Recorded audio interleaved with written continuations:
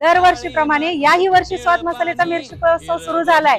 चांगल्या क्वालिटीच्या मिरच्या, जिथे मिरच्यांचं उत्पन्न जास्त आहे त्या ठिकाणी त्या शेतकऱ्यापाशी जाऊन ती मिरचीची क्वालिटी बघून कमीत कमी रेटमध्ये तुमच्यापर्यंत पोहोचवण्याचा प्रयत्न करतोय। तुम्हाला या ठिकाणी अनेक प्रकारच्या मिरच्या बघायला मिळतील। त्यामध्ये बेडगी असेल, काश्मीरी असेल, लवंगी असेल, संकेश्वरी असेल, गुंटूर असेल। आणि याही वर्षी माझा मसाला कलर, तिखट, टेस्ट वर्षभर टिकून राहिली पाहिजे म्हणूनच तुमच्यासाठी घेऊन आली आहे या सर्व मिरच्या। तर हा महोत्सव 15 मार्च ते 30 मे पर्यंत मैत्रिणींना सुरू आहे। तर वाट कसली बघताय? जवळ तुम्हाला जी सोयीस्कर असेल त्या शाखेला जावा आणि तुम्हाला असणारी मिरची खरेदी करा। पोलीस मारहाणीच्या निषेधार्थ नेरले पोलिसांचा काळ्या फिती लावून मूक मोर्चा। इस्लामपूर बस पूल परिसरात नेरले येथील अवधूत पाटील आणि विराज पाटील या दोन युवकांना ईश्वरपूर पोलीस ठाण्यातील 4 कर्मचाऱ्यांनी विनाकारण मारहाण केल्याचा आरोप करण्यात आला आहे। या घटनेच्या निषेधार्थ आज नेरले गावात संतापाची लाट उसळली असून ग्रामस्थांनी मूक मोर्चा काढून आपला रोष व्यक्त केला। सरपंच संजय पाटील यांच्या नेतृत्वाखालील काढण्यात आलेल्या या मोर्चात ग्रामस्थ मोठ्या संख्येने काळ्या फिती बांधून सहभागी झाले होते। निर्दोष युवकांना मारहाण करणाऱ्या संबंधित पोलीस कर्मचाऱ्यांवर तात्काळ गुन्हा दाखल करावा अशी मागणी यावेळी करण्यात आली। पुढील 2 दिवसात दोषी कर्मचाऱ्यांवर कारवाई न झाल्यास न्यायालयात दाद मागण्याचा इशारा सरपंच संजय पाटील यांनी दिला आहे। या प्रकरणाने वाळवा तालुक्यात खळबळ माजली असून प्रशासनाच्या भूमिकेकडे सर्वांचं लक्ष लागलं आहे। शनिवार दिनांक 9 मे रोजी नेरले येथील माझे पुतणे अवधूत धनाजी पाटील आणि विराज सुरेश पाटील हे दोघं जण बहे पुलानजीक कृष्णा नदीच्या वरती जे आम्ही लिफ्ट इरिगेशन केलंय त्या लिफ्ट इरिगेशनची इलेक्ट्रिक मोटर खराब झाली होती।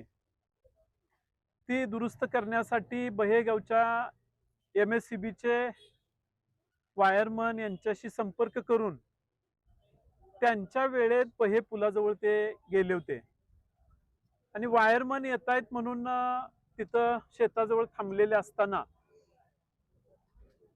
सिव्हिल ड्रेस वरती आलेल्या इस्लामपूर पोलीस ठाण्याच्या 4 पोलीस कर्मचाऱ्यांनी खासगी गाडीतूनच आले होते, सिव्हिल ड्रेसवर होते आणि त्यांनी नाव गाव न विचारता त्यांच्याजवळ आले तर त्यांना प्रचंड बेदम मारहाण केली।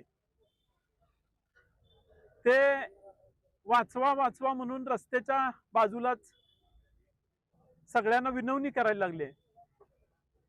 गाडीत घालून न्यायला लागल्यावर एक जण यायला तयार नव्हता। कुठं न्यायला लागलाय आम्हाला, तुम्ही कोण आहे?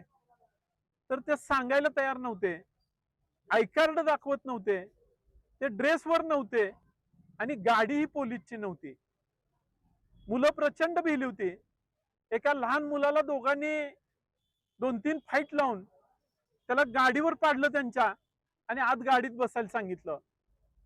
जो मोठा मुलगा आहे त्याला पुन्हा 2 जण मारायला लागले। तो न झालाय म्हणल्यावर त्याला सिमेंटच्या रस्त्यावर त्यांनी वडत आणला, फरफटत आणला। त्याच्या पायाची साले कातडी निघाली तरी थांबले नाहीत। त्याचं शर्ट बनियन काढले, त्याची पॅन्ट काढली, त्याला पळायला लावलं आणि कुठं जाणार आहेस म्हणून विचारलं। त्याला पळायलाही न झालंय, उन्हानं सिमेंटच्या रस्त्यावर चालून पायाची कातडी गेल्यावर तो बेशुद्ध पडला अक्षरशः। त्याला कळायचं बंद झालं। त्यातनं त्यानं थोड्या वेळाने घरातल्या लोकांना किंवा मला फोन लावायचा त्यानं प्रयत्न केला। मला फोन लागला त्याचं रेकॉर्डिंग ही त्याच्याच मोबाईलवर झालेलं आहे। मी 50 किलोमीटर लांब होतो। मी तिथून बह्याच्या दिशेने यायला लागलो। दरम्यानच्या काळामध्ये बह्यातले कृष्णा बँकेचे संचालक शिवाजी मुरारजी पाटील यांना मी फोन केला। त्यांना बहे पुलाच्या जवळ जायला सांगितलं, ह्या मुलांना मदत करायला सांगितली। त्यांनी त्यांच्या परीने मदत करायचा प्रयत्न केला आणि त्यांना उपजिल्हा रुग्णालय इस्लामपूर इथं पाठवलं। इथं पाठवल्यानंतर आज 7वा दिवस आहे।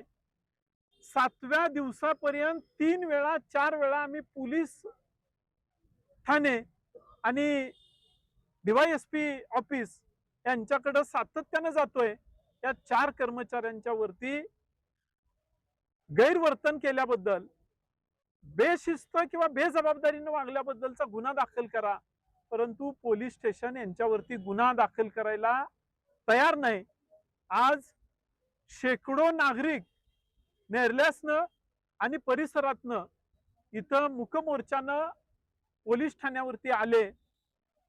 शांततेच्या मार्गाने कायदा सुव्यवस्थेचं पालन करत आतमध्ये जाऊन आम्ही निवेदन दिलंय. 2 दिवसामध्ये या निवेदनाला, या मोर्चाला दाद देऊन संविधानाला जागून हे पोलीस ठाणे या लोकांच्या वरती गुन्हा दाखल करेल अशी अपेक्षा आहे. पण जर नाही गुन्हा दाखल केला तर या पुढचं पाऊल आम्ही उचलल्याशिवाय थांबणार नाही.